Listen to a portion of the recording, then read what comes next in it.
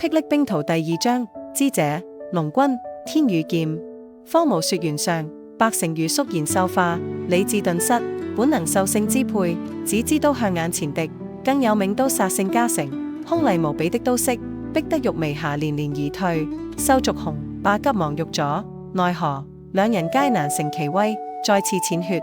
檀心禪台之上，知者會龍君，一語動風雲，心默君直言，眼界下爭奪天與之劍的對手，唯獨知北遊。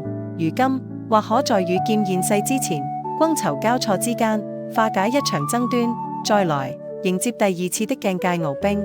靈參禁地之內，天劍將現，靈氣震盪越見激烈，越加濃烈的靈力匯聚，將不具生命之物轉化成蘊含靈氣的原石。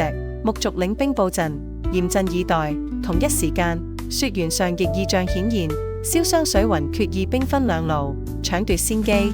請看霹靂兵圖。